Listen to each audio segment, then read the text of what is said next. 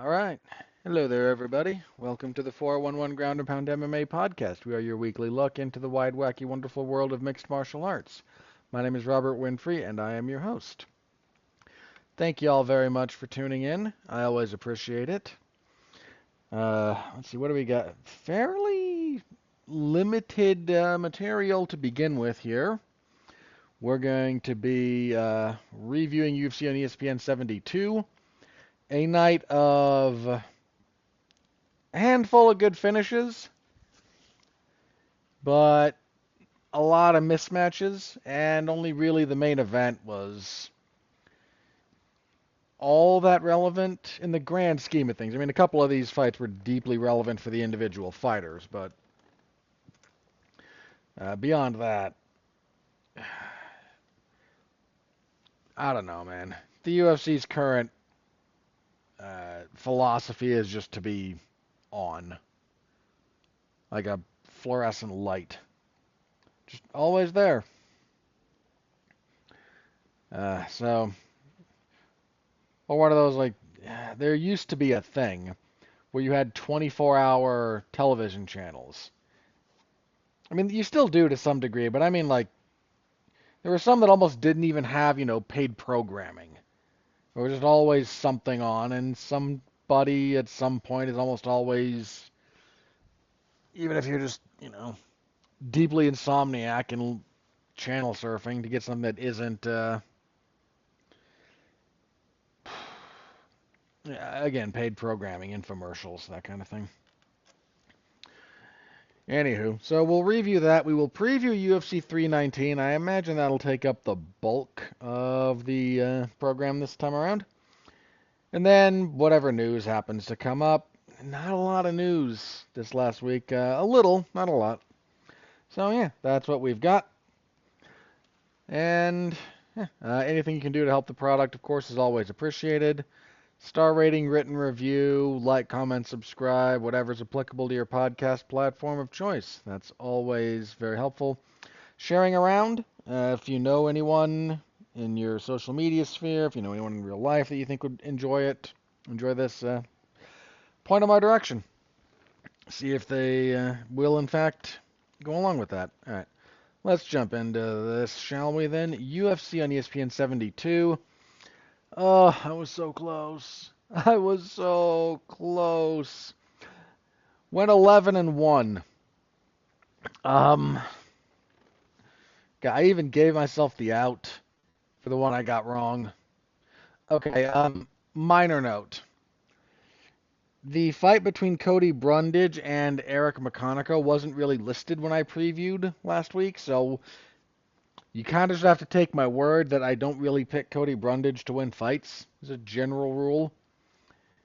Um, God, everything else. Only thing that got me, that screwed me was Andre Fili and Christian Rodriguez. Oh, that bothers me a little bit. Again, I almost talked myself into changing my mind on that one. I didn't. I regret it because I could have had a perfect card. Mm. I Christian Rodriguez is not really a featherweight, but he can't consistently make bantamweight, so he's stuck. He's going to be stuck where he is. Yeah. Anyway, more on that later when we get to it. So, 11 and 1. Do I feel really good about any of these picks? Um, Most of these were pretty heavy favorites. McConaughey wasn't a favorite, but I don't want to give myself credit for that because I didn't do it on air. Um, Honestly, I don't know. Where do you think? Most of these were wins by the favorite. Um, Not that I think picking favorites to win is a bad thing necessarily. Again, McConaughey was a dog. And if I'd actually swapped to Rodriguez, or excuse me, from Rodriguez to Fili, I would have felt pretty good about that, but I didn't, so I gotta eat the 11-1. Year to date, that brings me to 245, 78-2 with one no contest. So that was pretty good, but the one, it is bothering me. All right, anyway, let's move on to the fights themselves. So main event, a total mauling. Anthony Hernandez beats up, ragdolls, bullies around, and inevitably submits Roman Dolidze with a rear naked choke. 245 of the fourth.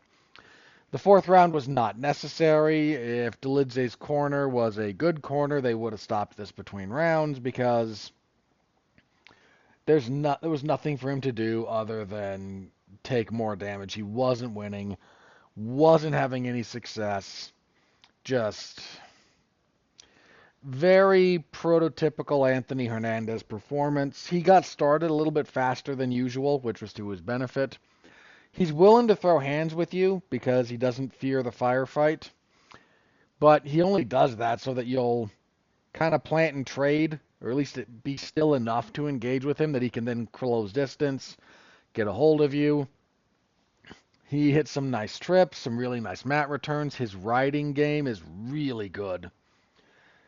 He constantly threatens the seated arm triangle, which people have kind of figured out. It's a good technique, but there's enough defense to it that if you're not completely worn out or caught by surprise, like given how frequently he goes to it, if you're going to be fighting Anthony Hernandez, you should be really well schooled in how to deal with that particular submission attack. So Dolidze was, but he just, anytime he tried to use leg locks early, or at least the threat of rolling for a leg lock to dissuade Hernandez, but Hernandez would just get free fairly easily, and then they just refuse to allow him to play guard. He'd just stand free, make Dolidze stand back up, then re-engage and get him back down into a position he wanted him in. Beat him up, threatened him, just mauled him. Really, really good performance from Anthony Hernandez. He would like to fight for the belt. Sure he would.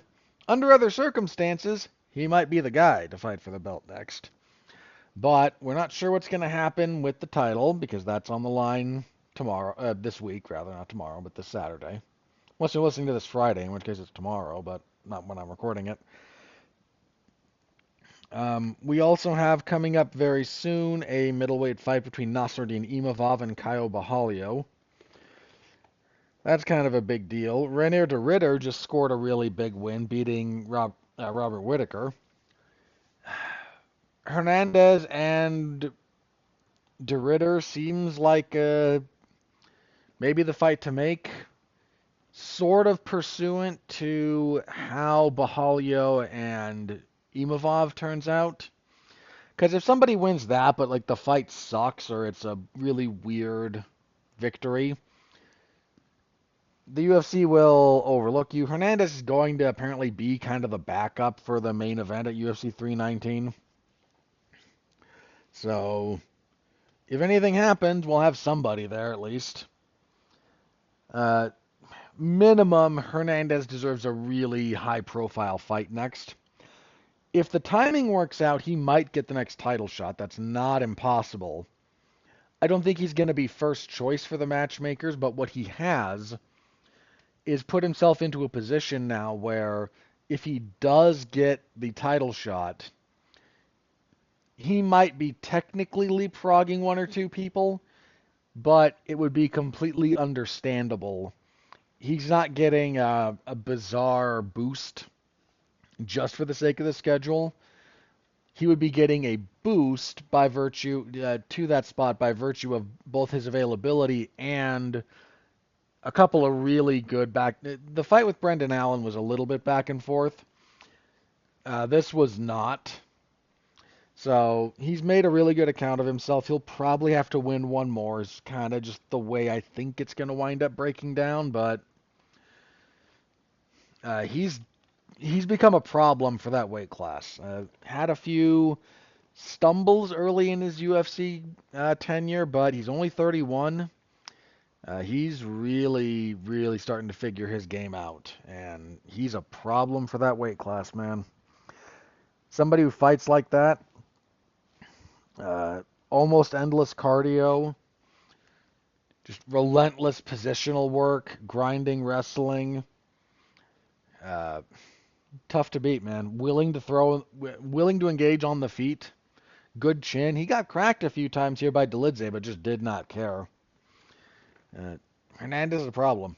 Hernandez is definitely a problem for the weight class. Tough loss for Dolidze.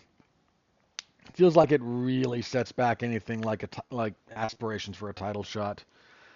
Still not impossible for him to rebuild, but he got shellacked in this one. Co-main event, Steve Erceg defeats O'Day Osborne via unanimous decision, 29-28 across the board. Clear first round for Osborne. He dropped Erceg at one point, hurt him. Clear third round for Erceg. Started landing his own punches, got some good grappling control. Second round, a little bit up in the air, close round. I scored it for Erceg. There's an argument for Osborne. I'm a little more sympathetic to the Erceg scorecard, but for Osborne to do this on real short notice, not a bad outing from him. This was contested at bantamweight. Both guys are normally flyweights. But Osborne seemed to have better energy throughout the fight. Which is mostly my way of saying I don't know that his future isn't at bantamweight. We'll have to wait and see a little bit on that, but he did not perform badly in a fight that a lot of people were, I don't want to say completely discounting him, but did not expect him to do as well as he did. Put it that way. So Erceg finally broke his losing streak. Good for him, but I'm just really struggling to see I shouldn't say it that way. Erceg's rebuilding process is probably going to take a minute or two. Like, he got kind of hot-shotted to the belt because he won a few fights in a row. Solid. Got a knockout, and because it's flyweight, that was enough. And then he fought really well against Pantoja. Deserves to be said, he fought well against Pantoja. Since then, not quite so much. So this was a necessary win to kind of start the rebuilding process, but he's not going to actually have his renovation done for another 3 fights probably, would be my guess. And he shouldn't. You also put it that way. He shouldn't be trying to rush back towards the title. His game kind of got audited. And he needs to rebuild properly, which will not be served by him immediately jumping into fighting, other top 5 guys again. Not much of a thing he should look for right away. Next up, Yasmin Lucindo defeated Angela Hill via unanimous decision, 230-27 to 29-28. This was all right. Angela Hill did what she normally does. Lucindo was just better. Via split decision next and ruining my perfect scorecard, Andre Fili defeats Christian Rodriguez. There was a 29-28 either way and then a 30-27 for Fili. Look, Rodriguez doesn't quite have the frame for featherweight. He's just a little bit undersized in the weight class. He's kind of made it work for him, but he needs to either commit to getting his weight cut in order and go back down to bantamweight, or commit to building out his body, put on a little bit of muscle, because you don't have to be the tallest bantamweight in the world, or excuse me, featherweight in the world, but you've got to be physical for the weight class if you're not going to be the tallest or the longest, and he's kind of stuck in no man's land right now in that respect. That's decent enough win for Fili, but nothing special. Bantamweight next, John Matsumoto defeated Miles Johns via split decision, 29-28. Um, could have gone to Johns. Johns had a good first round, which is pretty usual for him. Second round, I think, was the close one. No, second round was Matsumoto's. Third round, if memory serves, was the close one. Um, yeah, Matsumoto just has a pretty good game for wearing you down. He's got pretty fast hands. He's got pretty good kicks. He just is a very constant force in the course of the fight. He's going to come out and he's going to go pretty hard in the first, but he's going to go just as hard in the second, just as hard in the third. And you better be able to match him or deal with that, or the fight's going to go real bad for you. Johns did an okay job of kind of trying to match it, but Johns is always a little bit of a low-activity fighter, and that really came back to bite him here. Middleweight next, Christian Leroy Duncan defeated Eric Anders via TKO, a spinning back elbow and some follow-up punches, 3:53 of the first. Anders his game's been long figured out by this point, and Duncan is a thoroughly modern MMA striker. Next up, Julius Walker defeats he defeats Rafael Cerqueira via unanimous decision, 2 30-27s and a 30-26. That was erroneously announced as a 30-28 because whoever wrote the 6 on there got sloppy with their loops. Not a great fight. Low-level light heavyweights. Cerqueira had okay striking when we got to the second and third, but he got out-wrestled. Nothing. The fight wasn't very good.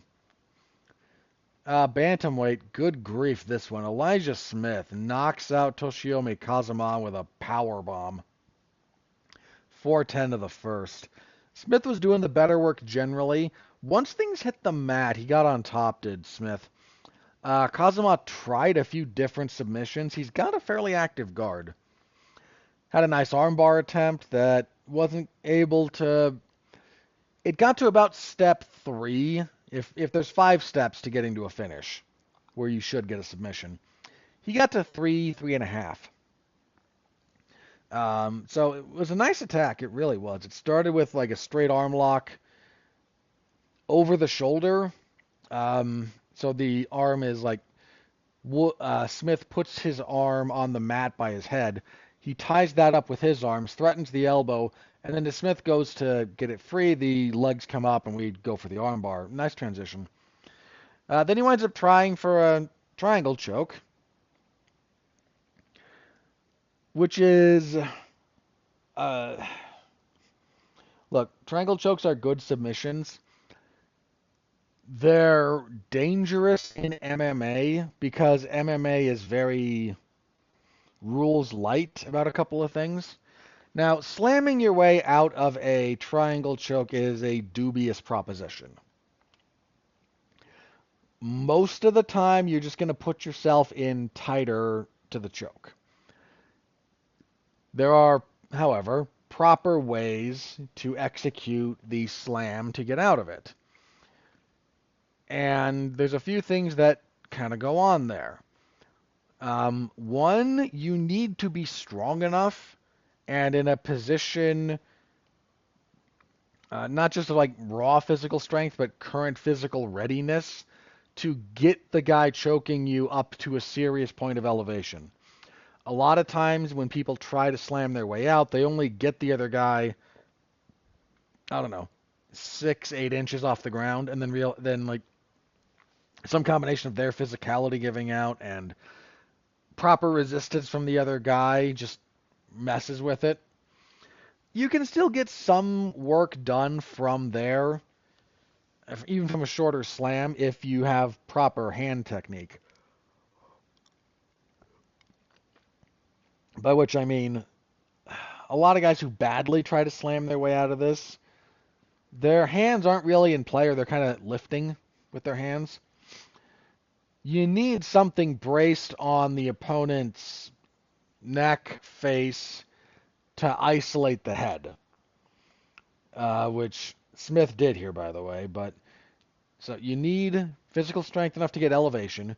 You need the guy choking you to be foolish enough to not just, first of all, two things. One, when you go for a triangle choke, there's a reason you underhook a leg. There's one specific leg that you go to. You'll turn that way depending on which of your legs is the one wrapped around the opponent's neck or the one that is providing the locking mechanism. But you turn towards the choking leg. It compresses everything down a little bit more.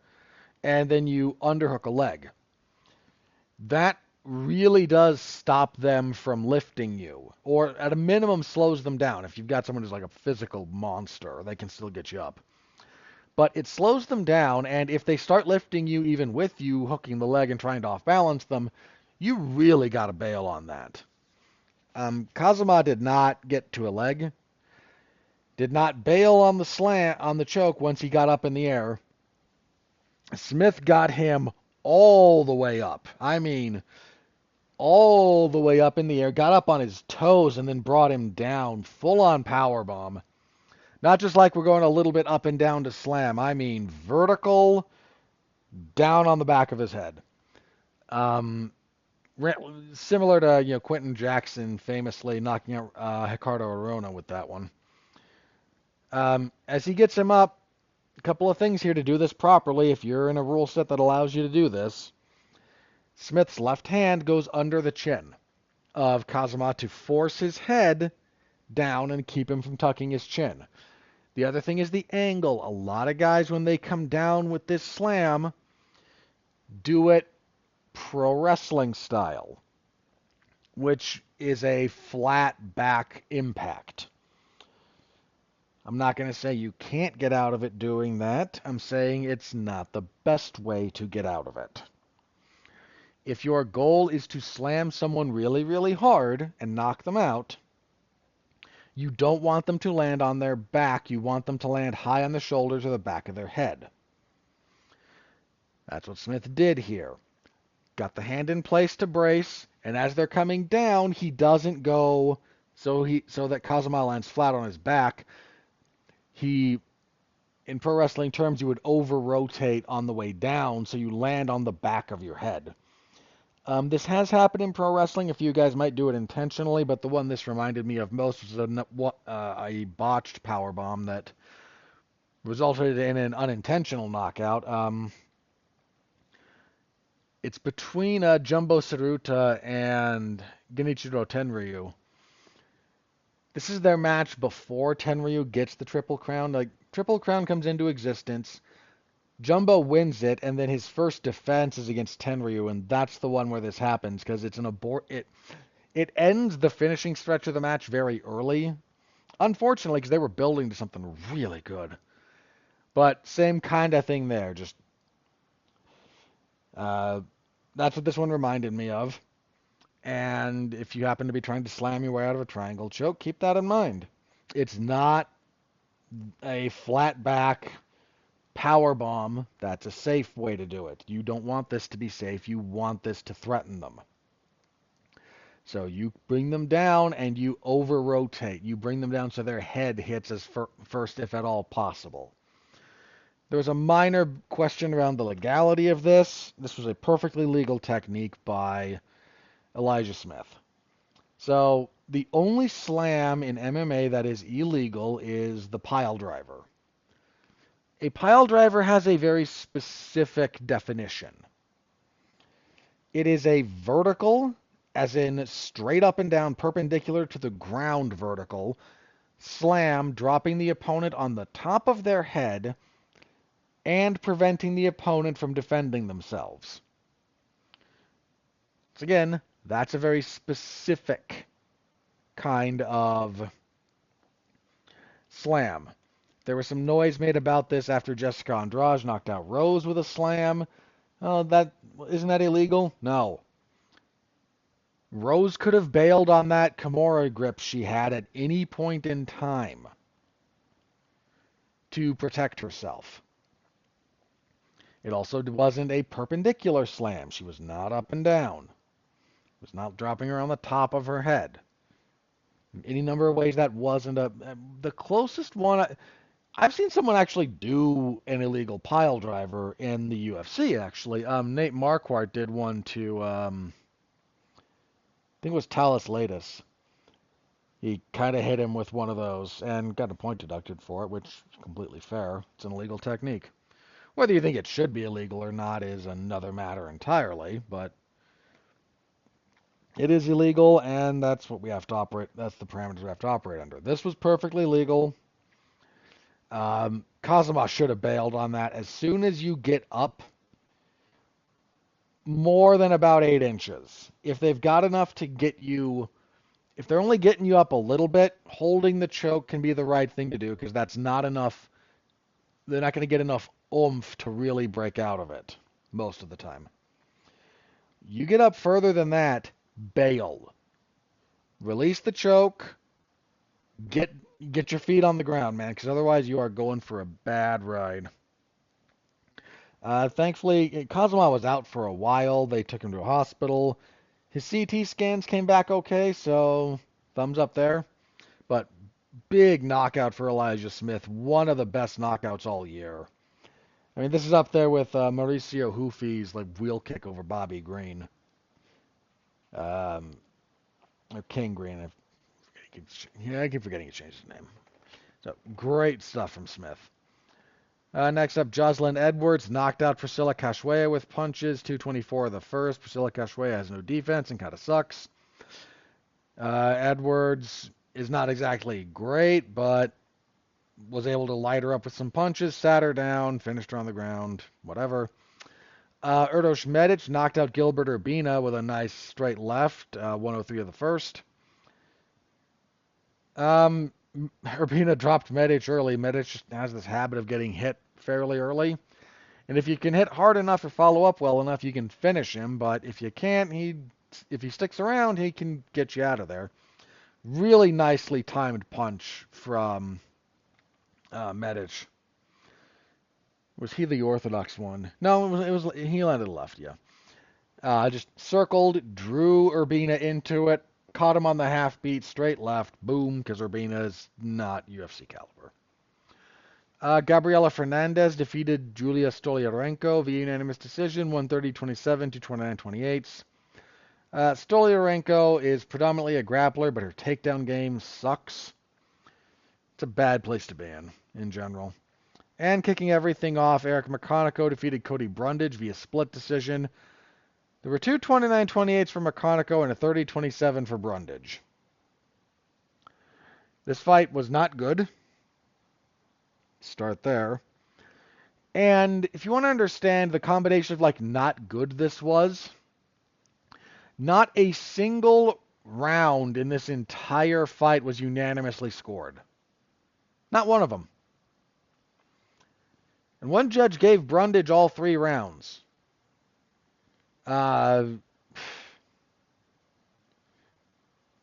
Weird. So, yeah, you may have noticed I did not indicate about Fight of the Night. There was no Fight of the Night award given out. Where would I have given it? I might have gone Matsumoto and Johns, which was not a bad fight. Instead, we got 4 Performance of the Night bonuses. 1 for Anthony Hernandez, no problem there. 1 for Christian Leroy Duncan, slightly iffier. 1 for Elijah Smith, which was a guarantee. 1 for Jocelyn Edwards, which it's rare enough that you get a female knockout. Usually if you do, they'll find a way to throw a bonus at them. I might have gone Medic over Duncan personally because I liked his knockout better, but that borders on splitting hairs. Anyway, full report, MMAZone411mania.com. Go give it a read if you are so inclined. I always appreciate that. Okay. And that didn't take too long. Maybe an all economical. All right, let's jump into UFC 319, which Boy, am I I don't know. Do I want to? Here's my hesitation about this, everybody. If I get too excited, something bad's gonna happen, or the card's gonna suck, or something similar. I don't know. I'm hesitant to be overly enthusiastic, even though I have a lot of reason to be, at a minimum, excited about not just the main event. The main card is actually okay. The co-main event's a replacement thing, yeah. And if they lose, having Hernandez on deck to potentially replace either DDP or Chimaev, I think will help. Dude, if something happens to DDP, they'll throw an interim belt on it. I would bet, just because that's what they'll do. But if they can't make that, if something happens to that main event such that like both fighters are out, or if DDP falls out and Chimaev refuses a replacement, or vice versa. Yeah, if it's Chimaev that falls out and DDP goes, no, I'm not fighting Anthony Hernandez on short notice. There is nothing else here that is pay-per-view worthy. The rest of it is a good supporting cast for a pay-per-view. Be very, very clear about this. I don't think this is a bad pay-per-view card.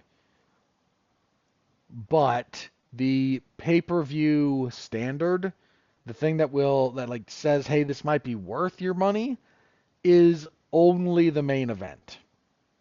Without that, there is nothing else on this card worth paying the UFC's pay-per-view prices for. Nothing. So just keep that in mind as we get into some of this. But the main event, I am excited for this fight, partially because I have no idea what's going to happen. For the middleweight title, champion Dricus du Plessis takes on undefeated challenger Khamzat Chimaev. Now, Chimaev has only had a couple of fights at middleweight in the UFC. He got a majority decision over Kamaru Usman. Then he got the submission win over Robert Whittaker his last time out. His UFC career is weird. Like, he beat up on John Phillips, then he beat up on Reese McKee. That was just 10 days later. Has a real short turnaround to knock out Gerald Meerschaert. Then he's gone for a while. Has serious health issues. Comes back, beats Li Jingliang. Then has a fight with Gilbert Burns that I think he should have lost. Has that weird fight with Kevin Holland where a bunch of fights got swapped around at the last minute. Chokes him out. Then we get the Usman and Whittaker fights. There's not a tremendous amount of tape on Chimaev. There's some. But even if you go back to his pre-UFC stuff, most of those are not very long fights. So there's a little bit of an open question about what his cardio will look like if he has to go real late. He definitely wasn't quite as good in the later rounds of both the Burns and Usman fights. Needs to be said. So the longer this goes, I think the more it favors the champion, but that's hardly like unique analysis. It's not, which to also be clear, that's not guaranteed, but it is where things kind of stand based on what we know. Chimaev, again, on the other side, do this real fast. We have Dricus du Plessis, UFC middleweight champion, undefeated at 185. Not quite undefeated at 185. His only loss at 185 came in 2014.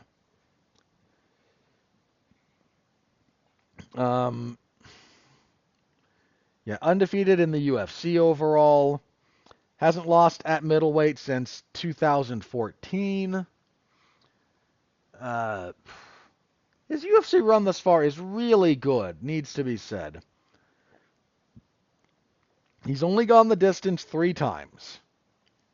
In what, 9 UFC fights or 8? 1, 2, 3, 4, 5, 6, 7, 8. Yeah, 9. So one of those earlier in his career against Brad Tavares. Brad Tavares super durable. And then twice with Sean Strickland, also quite durable as a general rule. He had faced some steadily escalating opposition. His skill set improved pretty dramatically fight over fight if you go back and watch all of them in a row. And some of those finishes, man, are pretty nasty. Um, I expect he's going to have a hard time for the first round and a half because Chimaev is a wrestler first and foremost. He's got some punching power, but even if you look at the fights where if you look at the fights where he has to use that element, it tends to only come out when his wrestling is being negated somehow. Whether that's him not liking the threat of a active guard, whether that's someone who just knows enough how to neutralize it or wrestle with him. So that's a thing.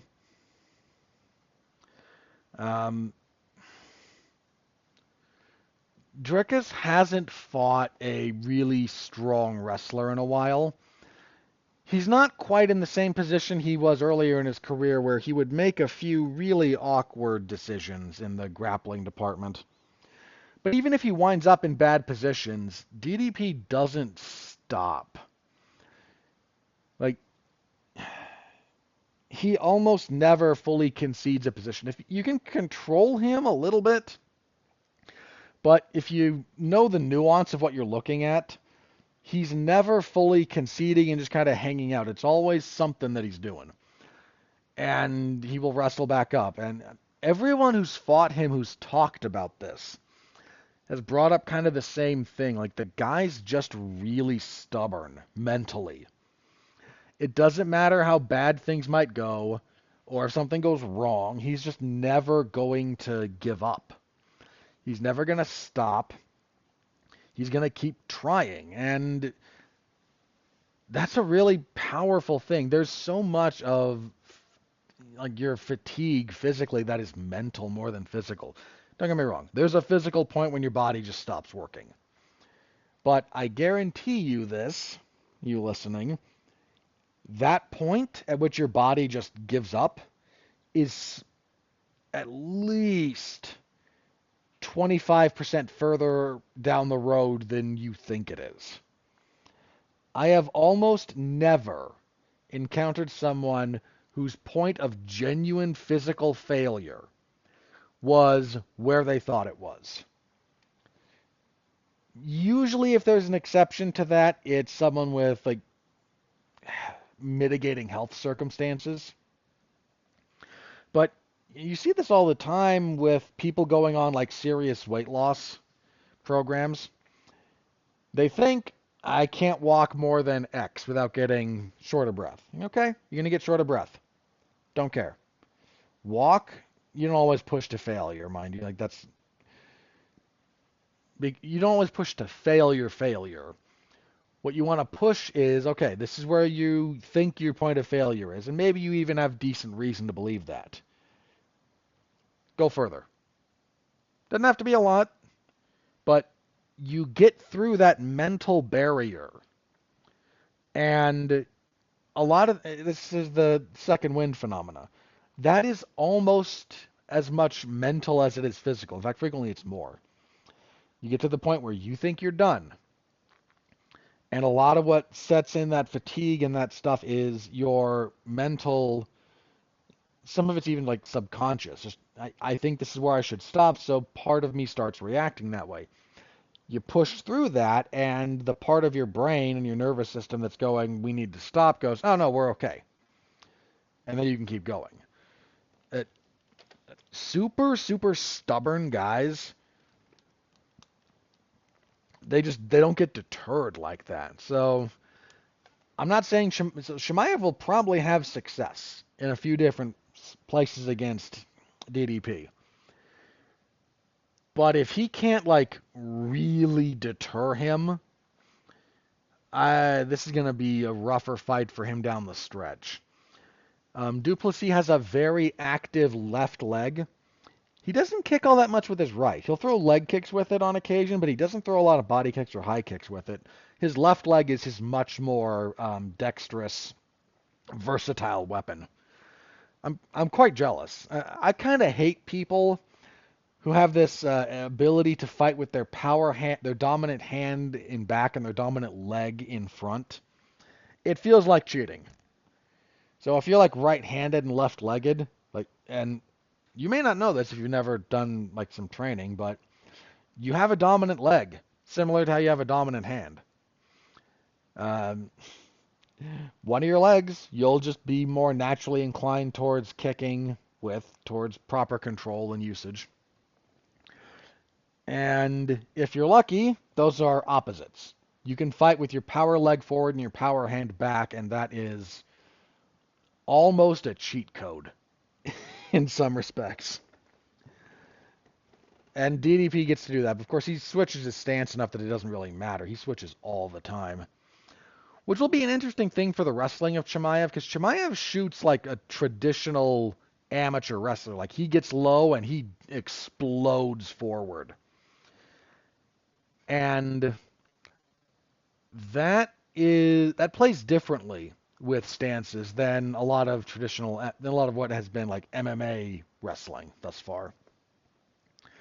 So that's a little bit of a curiosity. If they do spend a lot of time grappling, it's not like DDP doesn't know how to grapple. He's a pretty darn good grappler. Not just wrestling, but grappling. The odds are with Chimaev. I can understand why. If Chimaev wins, I think it will be relatively early. A lot of his game just doesn't hold up late. And he's never had to face a fourth or a fifth round. I'm at the point where I don't really pick against DDP unless given a really compelling reason. Now, you can argue that Chimaev does in fact present that. I don't dispute anyone going with Chimaev.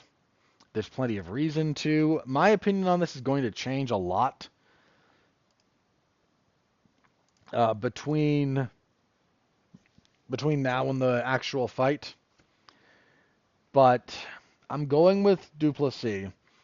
I think he's got an ability to keep this fight alive for a long time, and I think that will probably bother Chimaev in ways that he's not really used to. I'm not saying the guy crumbles whenever he faces resistance.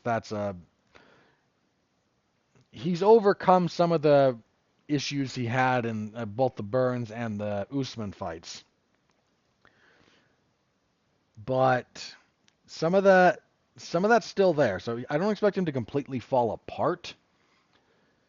But you can see the way his game is not geared for a long fight. He front loads a lot of his energy usage. He front loads a lot of his offense. And if he's made to work consistently throughout the course of the early round and a half to, round and a half, maybe two, it's a real struggle. It becomes more of a struggle for him down the stretch. So I'm leaning towards DDP. I get why you might go with Chimaev. As I record this, I'm leaning towards DDP. I might change my mind between now and then, but that's where I am right now. And it's a really, really good fight. I have no idea what's going to happen. Hopefully the fight actually goes through is kind of the only thing, and with these two, it's far from a guarantee. All right, co-main event. This was supposed to be Aaron Pico and Movsar Evloev, which I thought was a really good fight. Evloev falls out. In steps Lerone Murphy. This is a harder fight for Aaron Pico in a lot of ways. Evloev is a very, very difficult opponent. But Evloev is a lot of contact, a lot of wrestling, a lot of forward work, and he would give Pico chances to engage in the fight.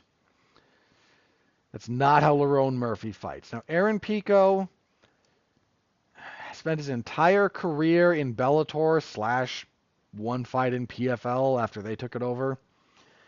He's had a few losses. He lost his debut. That was somewhat embarrassing. Went on a good winning streak after that. Then lost a couple of fights in a row to Henry Corrales and Adam Borics. Had a big winning streak after that. Then had the shoulder injury versus Jeremy Kennedy, which I'm not holding too much against him. He's won 3 in a row coming into this one. He's a good wrestler. He's got pretty high pace, fairly heavy hands, nasty body work. There's a lot good about Aaron Pico's game. Fighting a guy, though, who's a lot of touch and go, a lot of evasive maneuvers, a lot of good footwork, an undefeated guy in Murphy who's 16-0-1. I might have still favored Evloev to beat Pico, all things considered. But the way Evloev fights would have given Pico a lot of chances. That's not the way Lerone Murphy fights. Odds still like Pico a little bit. This being short notice is definitely a consideration, but I am kind of rocking with Murphy here. I think he's a really tough style matchup for Pico. He's a tough style matchup for pretty much that whole division, as evidenced by him being undefeated. All right, next up, welterweights. We had this fight scheduled earlier in the year. It fell apart because of Jeff Neal. And so instead of Jeff Neal versus Carlos Praches, we had Ian Machado Gary step in on short notice and beat Praches, but Praches gave him problems down the stretch in particular, man. Gary he did not close strong. Let's put it that way. So they remade the Neal and Praches fight. I'm glad. That was the right thing to do. It was the right fight for Praches, and I liked Praches originally. I still like Praches. Gary's been out for a little bit. He's coming off the win over Rafael dos Anjos, but that was the one where RDA had a knee injury. He'd lost 2 in a row before that. A split decision with Ian Machado Gary. I believe I scored that one for Gary. And then Shavkat Rakhmonov. They had a pretty decent fight there, and Rakhmonov got him. So Neal, I don't think is past it. I think he's just in a really rough stretch. He's 34. Praches is 31. Had that long winning streak broken with the fight with Gary, but I still think quite highly of Praches, and I thought Neal was originally the right next step up in his development. I still think that's true. So, going with Praches. But that's a pretty good fight. Definitely a pretty good fight. Middleweight next, Jared Cannonier and Michael Venom Page. I don't know what to think about this one. So, Cannonier's coming off a win over Gregory Rodriguez. It was a fun little fight. But Rodriguez not quite ready for 5 rounds. He really faded down the stretch, and Cannonier got him out of there. But he lost 2 before that. Nasruddin Imavov stopped him. I know he disputed the stoppage, and I can see where he's coming from, but I was okay with it. And then Kyle Bahalio beat him pretty clearly over 5 rounds. Not that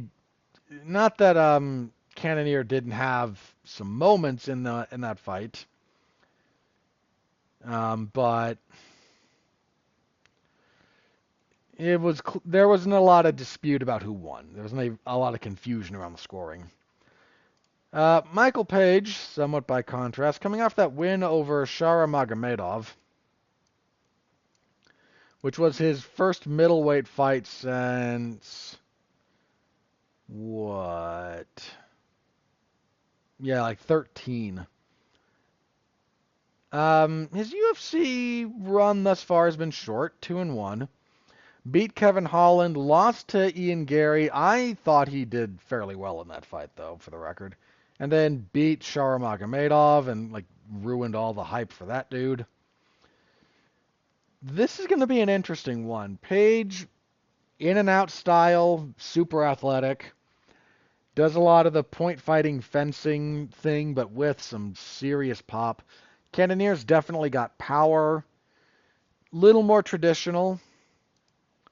Uh, it's a good fight. The odds are with Page.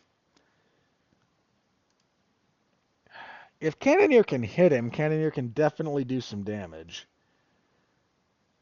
Cannonier's 41. Page is 38. Okay. Check something real fast. So Page is 6'3" with 79 inches of reach. Cannonier's 5'11". Got long arms though, 77.5, but so 4 inches of height. Closer in reach, but Page also has long legs. Okay, there's some physical dimensions there that I'll go with Page. Let me asterisk this. I gotta double check a few things about Cannonier's most recent game. I gotta see a few things on that one. Flyweight after that, Tim Elliott and Kai Asakura. So Asakura came over to the UFC and promptly got finished in somewhat short order by Alexandre Pantoja. Showed some flashes of what makes him awesome. Landed a couple of nice flying knees trying to intercept Pantoja takedowns. But yeah, was not ready for Pantoja.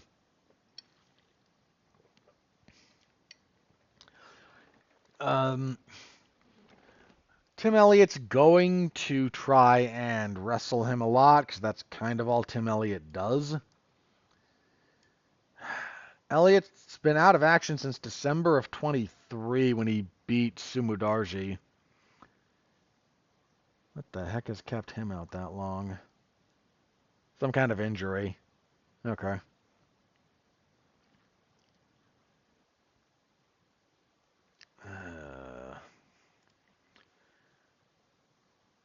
I'm still not sold on Kai Asakura as a major deal in the UFC, but he's the kind of like violently wild fighter that might give Elliott problems. Go with Asakura. Not feeling super confident about that one though. The layoff is a big part of why I'm going with Asakura there. That's the main card. Like I said, that's not bad, but that is really reliant on that main event to be worth your money. All right, on the prelims at lightweight, King Green and Diego Ferreira. So Ferreira, 40, lost to Grant Dawson his last time out. TKO'd Mateusz Rembeszky before that. It was a pretty decent win. Ultimately, 2-4 in his last 6, though. I mean, the loss is a split decision to Beneil Dariush, TKO'd by Gregor Gillespie. TK. Sorry. Jeez. TKO'd with some rib injuries to Mateusz Gamrot. I don't know. The question here is like how past it is Green. Because Ferreira's probably is kind of the same guy he's always been. Green, 3-3 in his last 6. Lost his last 2, though. Choked out by Paddy Pimblett and then most recently knocked out by Mauricio Hufi with a spinning hook kick. That was a gnarly knockout.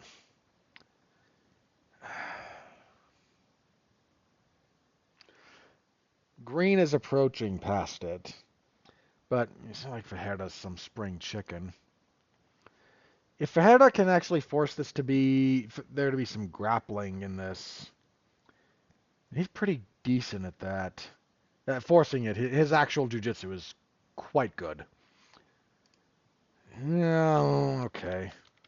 I'll go with Ferreira. All right. Next up, middleweight, Mikhail Oleksiejczuk and Gerald Meerschaert. Making me type one of those out is just cruel. Look, I like Gerald Meerschaert, but at 37 and 56 fights, he's had some ups and downs. He's had some good wins. Certainly not here to try to dismiss him.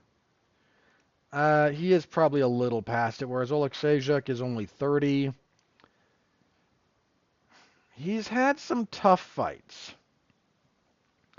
The Michel Pereira fight, that was tough. Kevin Holland. That one was weird. I get why it happened the way it did. Then had a good fight with Shara Magomedov. Just came up. He's coming off a win over Dricus Dumas, who's just not very good.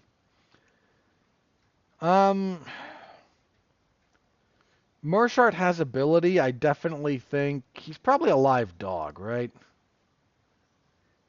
Yeah, I'm gonna pick Oleksiejczuk, but Meerschaert definitely a live option here.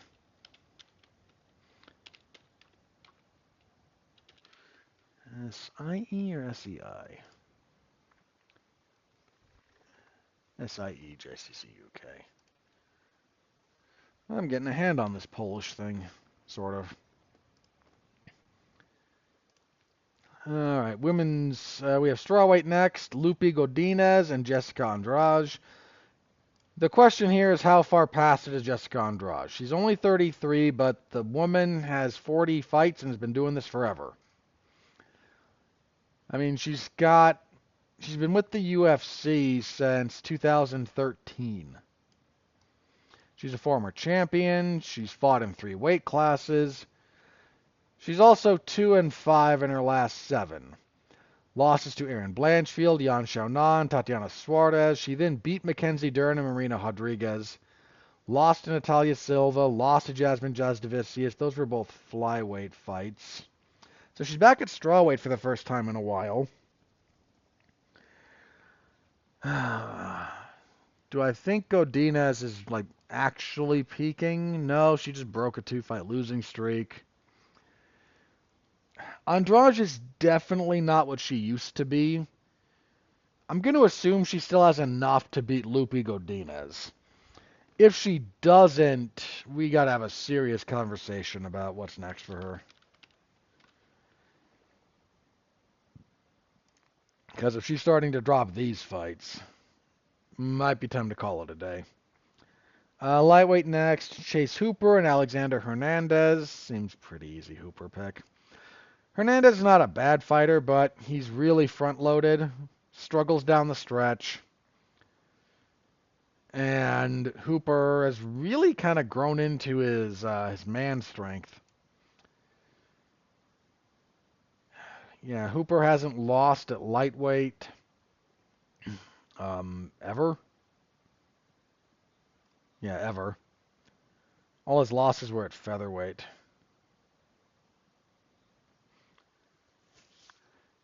Yeah, I got Hooper here. Hooper's actually looked okay recently, and Hernandez not quite so much.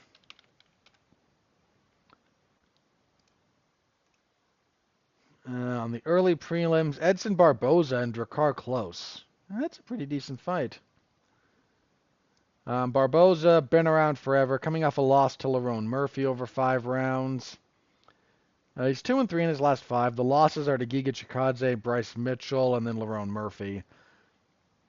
He also has a couple of wins. Knocked out Billy Quarantillo, beat Sadiq Youssef. That was a good fight, actually. That fight with Youssef. He's been out of action for over a year since the Murphy fight. He was supposed to fight Steve Garcia. That fell apart. He would have won that, I think. Wait, Steve Garcia. I might have still favored him, actually, a little bit. I like Garcia, but Barboza, stylistically, that's a bit tough. Close. Coming off the loss to Joel Alvarez. He'd won 4 in a row before that, though. Brandon Jenkins, Rafa Garcia, Joe Selecki, and Joaquim Silva. That was a pretty good run. I think I picked Alvarez in that fight because Joel Alvarez is awesome. I'm gonna go with Barboza here. Close struggles with like really good strikers, and Barboza's chin is still not the greatest, but Close is also gonna try to wrestle him, and trying to wrestle Barboza is difficult. And Close has struggled down the stretch in fights too. So I'm gonna go with Barboza. Next up, at welterweight, allegedly, Brian Battle and Nursultan Rozboyev. Oh no, this is middleweight. They made Battle move up. And he had some issues trying to make welterweight. Yeah, he missed a couple of times. And if it's becoming that big a deal, yeah, you need to move up. Still, his only loss in the UFC was to Rinat Fakhretdinov. Oh no, he's been at middleweight before. He won the tough at middleweight.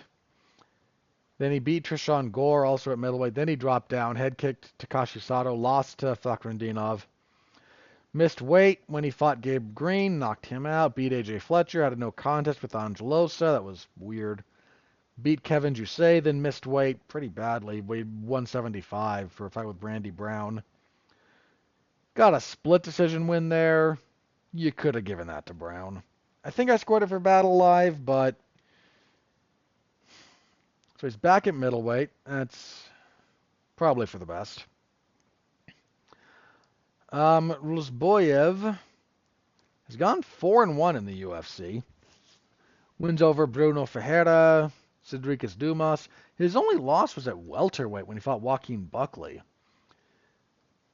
So at middleweight, he's beaten Ferreira and Dumas, Eric McConico, and Dustin Stoltzfus. Okay. Rozboyev is not to be trifled with. Odds are with Battle. I do generally enjoy Battle's game. Him at middleweight, though... Okay, I'm going to pick with the odds, but I need to see him during like the weigh-ins and fight week and whatnot. I need to see his physicality at middleweight at middleweight at this point. So, Battle for the sake of making a pick, but that's got a big ol' asterisk around it. I got to look at some things when those two square up. And I think kicking everything off will be Karine Silva and Diani Barboza. Seems like a pretty easy pick for Karine Silva. She's not, I don't think she's great. She's coming off a loss to Viviane Araujo. She'd won 4 in a row before that. Poliana Botelho, Ketlin Souza, Marina Moroz, and Ariane Lipski. Heavy grappling for the most part.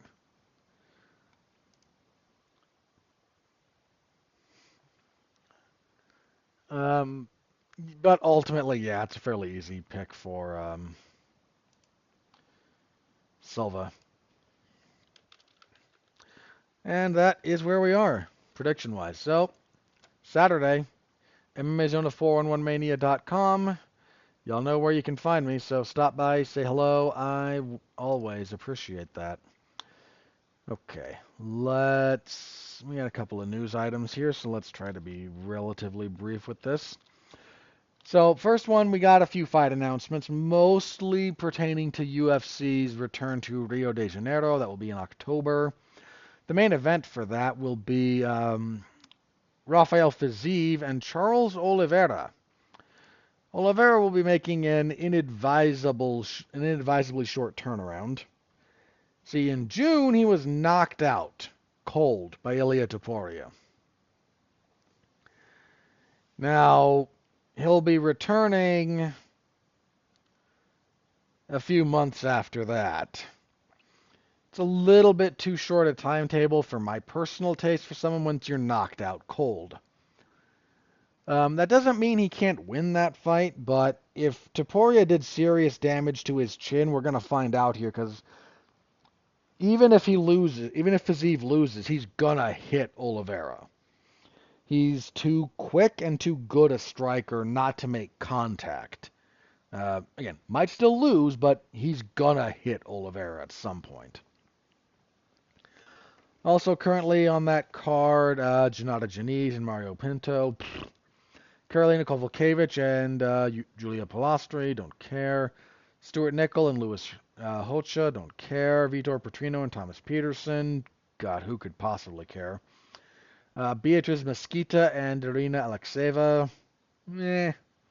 And Jafel Filio versus Clayton Carpenter. That's a pretty decent flyweight fight. It's a fairly weak card. That desperately needs help. A lot of time between now and October 11th, so could get there, but that's pretty weak. That's pretty weak thus far. Let's see, were there any other... I don't know if I talked about it before, but we did get some fights announced for the UFC's return to Perth. This will be September 28th. It's going to be headlined by Carlos Ulberg and Dominic Reyes. Fine enough. Then a lot of the regular Australian crowd is there. Junior Tafa will fight Ivo Aslan. Jimmy Crute will fight. Lomuluk Bunmi will be in action. Duho Choi, the Korean Superboy. Good for him. Hope he knocks somebody out. Tom Nolan will be in action. So it's, yeah. There's some nub stuff there. 2 light heavyweight fights. 3 light heavyweight fights on the card. Good night. 4. Good grief.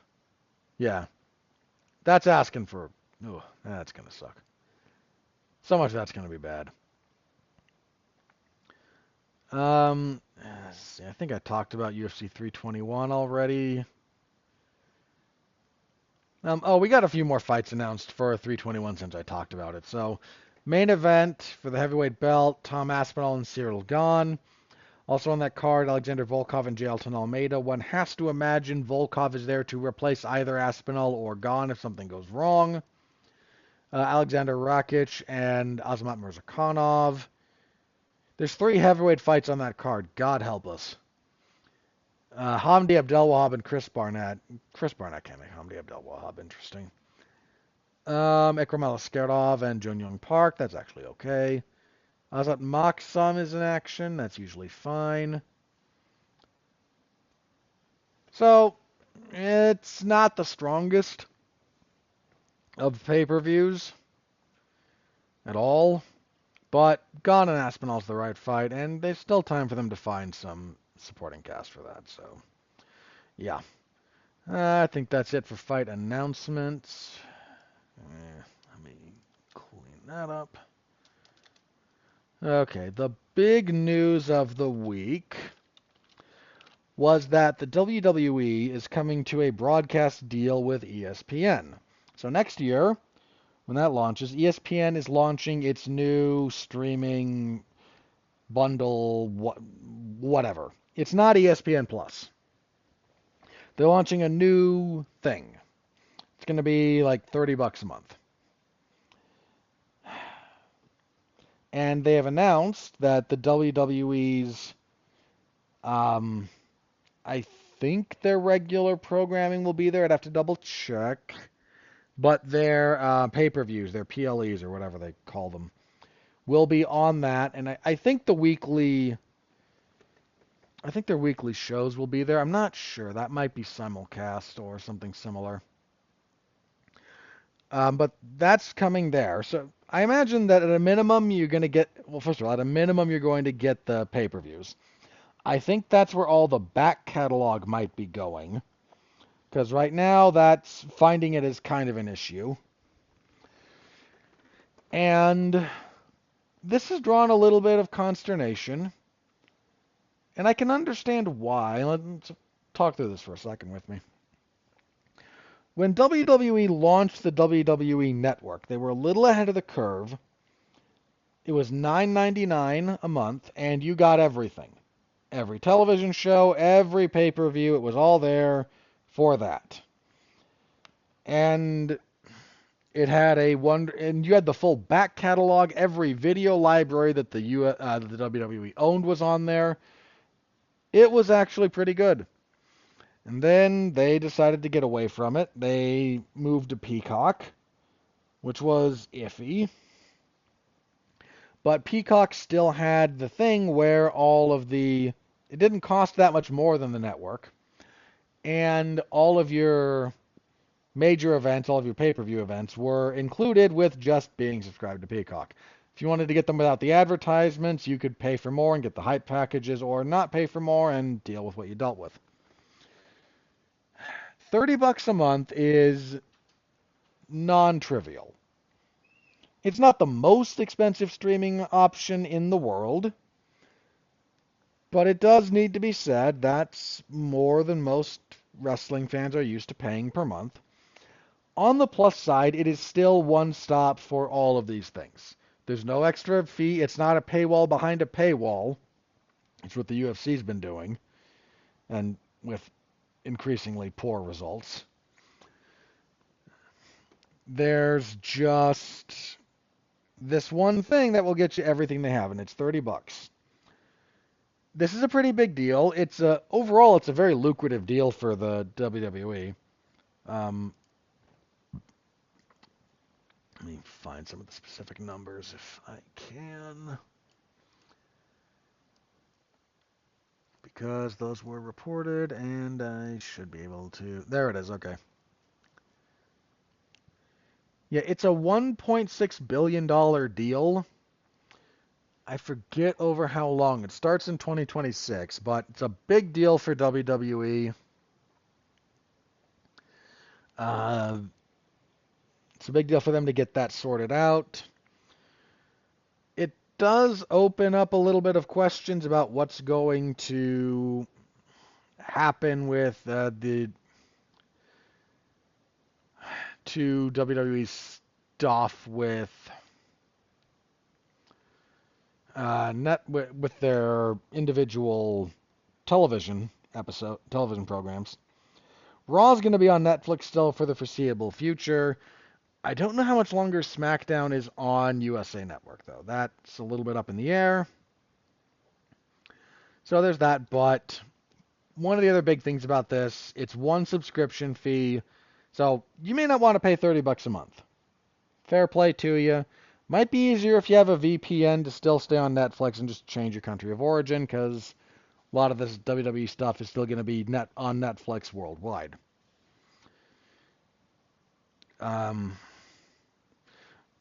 But this is still bundled. There's no staggered pricing. There's no pay-per-view add-on prices. None of that. So that's a big deal for them. Now, that does open up a little bit of a question about what's up with the UFC. UFC's deal is up at the end of the year. Like, they're negotiating, in theory, and at this point it's looking, a lot of the talk from people reporting on this has been, it's looking more and more like we're getting broken up content. Like Netflix might want 4 to 5 major events a year, but nothing else. And ESPN might still want the UFC's C-tier product, the warehouse fights for ESPN Plus, and the better quality fight nights might still go on ESPN proper. I don't know. I watched the whole thing on ESPN Plus, for the record. Here's the other minor deal with ESPN, and as far as the WWE goes. So ESPN Plus still has issues. They had a pay-per-view failure not too long ago. That really annoyed the UFC. As a service, it's not been very well received. Its search function is crap. I've said this before, I've had relatively few, streaming issues with the platform. I've had a few. Other people can't make the darn thing work. I don't know why I haven't had that problem. I genuinely don't know because almost nothing about it is consistent for whatever reason. But I'm able to make it more or less function in terms of just streaming what I'm supposed to be streaming. Other people have had real problems with this getting anything related to it to function normally. Whatever ESPN is rolling out next year, whatever they call it, they really better have their ducks in a row, because if that thing has even half the consistent problems for enough of the fan base that ESPN Plus has had, the fans, professional wrestling fans, tend not to take that crap. Like, they will find workarounds one way or another. So, hope they have their ducks in a row there. But we're still waiting on word about the UFC's ultimate broadcast deal, whatever that happens to be. And look, I'm not saying it has to be announced tomorrow, but as of right now, come 2026, they don't have a broadcast partner for regular weekly stuff. Like pay-per-view, you could just go back to like direct pay-per-views. That's a thing that they could do if they wanted to. But they need somewhere to host, someone to pay them for their slop content. And I don't know, at this point, I'm not sure. I mean, there's an interesting piece from it's on the MMA Draw Substack. Hang on, let me double check the writer. Yeah, Blake Avignon, who brings up that TKO is home to two very conflicting ideas about running the separate entities.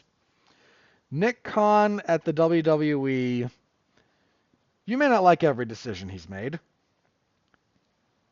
but he more or less runs a fairly smooth ship.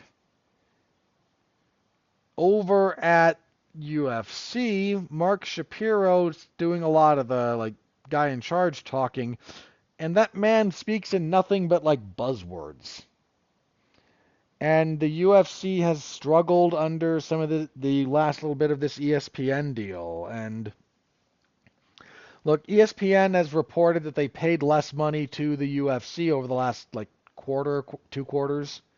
Now, to be clear, UFC gets a minimum fee for that, and it's not cheap for each pay-per-view.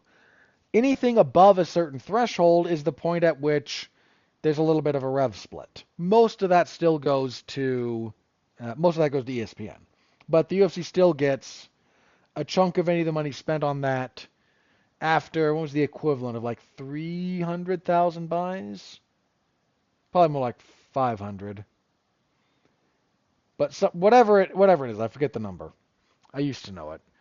But whatever that minimum is, once there's enough buys to reach that number on ESPN Plus, at that point, again, a bit of a split kicks in, and some of that money gets kicked to the UFC. A lot of it stays with ESPN, but if you don't hit that minimum number, then the UFC, then it's almost at a loss for ESPN. But so when they say they're paying the UFC less, that doesn't mean the UFC is making less money, because they have contractually guaranteed revenue. What it means is the UFC pay-per-views aren't selling well enough to hit some of those markers that mean ESPN and ABC have to pay the UFC more than what they are already contracted to do. So pay-per-view buys on ESPN Plus have been in the toilet for a while. That's kind of an open secret. Once in a while you get a big deal, but the last time we had a decent pay-per-view, the service crashed. So take that for whatever it's worth. But, so point being, there's some pretty different like philosophies at play there. The entire philosophy around the UFC at this point in time is like value extraction rather than business growth. And Nick Khan doesn't seem to have the value extraction mentality. He likes making money, don't get me wrong, but value extraction as a direction for the business doesn't quite seem to be what he's after. He's still trying to... They're still like looking at like growth and maintenance rather than just how much money can we suck out of the fan base. And again, don't get me wrong, there's still money being taken out of there. Their ticket prices are going up. Not as much as the UFC's, mind you, but they're still going up. Like, merch isn't cheap, but they're not charging yet $80 a pop for a pay-per-view either, like the WWE or like the UFC is. They're not quite charging the same amount of money for nosebleed seats that the UFC is, because they don't need to. WWE is a very well set up and run business enterprise. They've got whatever gate money they make, and that tends to be a lot. They've got a wonderful merch machine. I've said this before, man. The UFC's merch apparatus is anemic.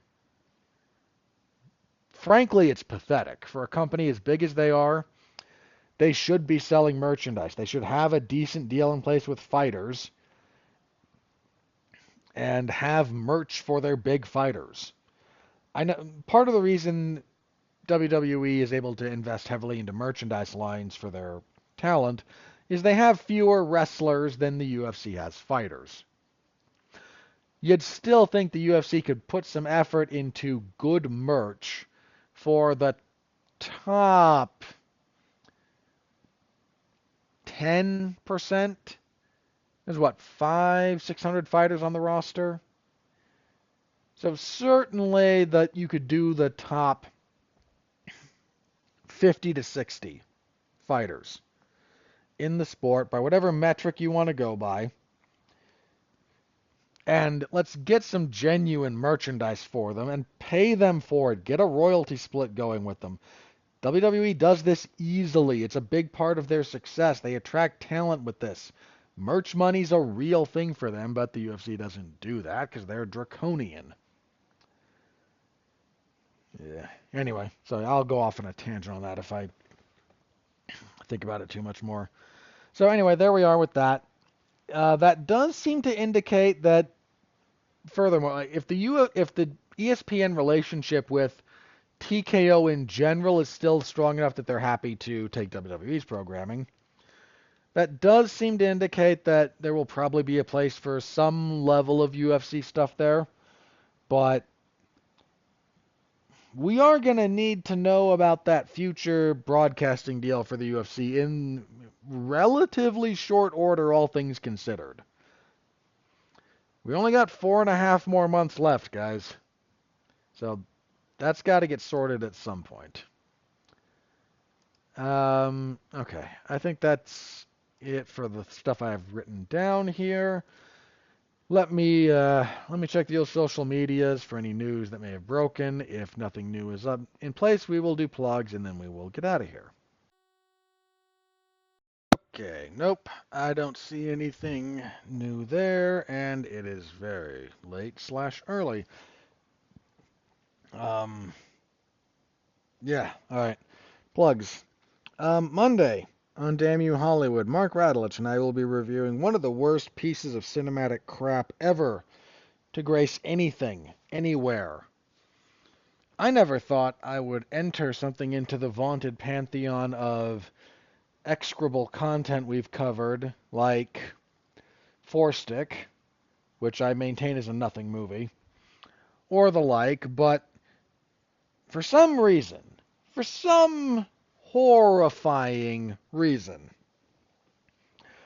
Mark decided that we should talk about the Amazon Prime War of the Worlds movie, starring Ice Cube, in a Zoom call. I can't express. Like, I don't have words. I'll find them by tomorrow. I've seen it already. It's awful. It is It's not even entertainingly awful. Like, it's just the worst. It's so bad. I... That might be the last, damn you, Hollywood. Just throwing it out there. On Tuesday, I will be on Damn You Hollywood again. This time it'll be Alexis, me, and Jason, and we will be reviewing Weapons, a good movie, to sort of rehabilitate my love of fiction for entertainment purposes. Oy. Yeah. Other than that, regular coverage, WWE SmackDown on Friday, UFC 319 on Saturday. I picked up a couple of things. I wound up agreeing to cover stuff on the 24th and 31st. I need to... Ugh. Something came up earlier today that might change that. I will have to have a conversation with a few different people next week. Because if I can't, I need to make sure that I give at least a week's notice about that falling through. So I'll probably be okay to do those, but not that you care much anyway. One of those is AEW's Forbidden Door. The other is WWE's Clash in Paris. Neither of which are historically all that great. So yeah. But those will be later in the month.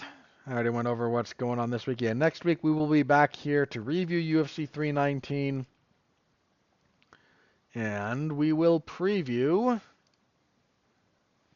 UFC on ESPN Plus 115. The UFC will be in Shanghai. It'll be an early morning card for me, won't it? Headlined by Johnny Walker and Zhang Ming Yang.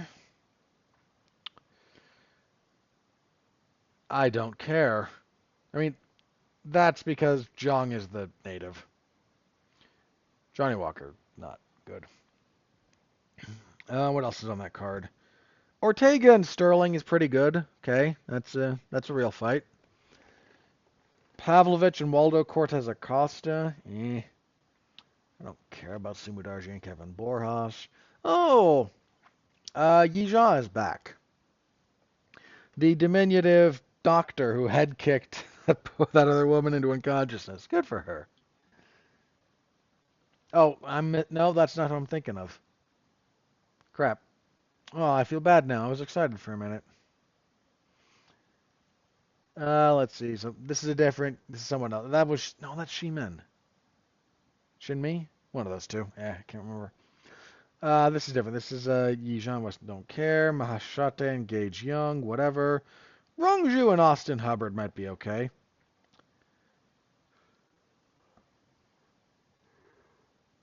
Let's see. Michelle Pereira and Kyle Dawkins. Okay, that doesn't suck. This is not a very strong card, though. There's a few bright spots, but that is not. That is a regional card. Has that written all over it. All right. We'll give it a preview next week. That'll be fun. All right. I will see y'all then. Until next time, thank you very much for tuning in. It's been a little longer than I anticipated, but c'est la vie. Stay safe out there and continue to be well, be safe, and behave.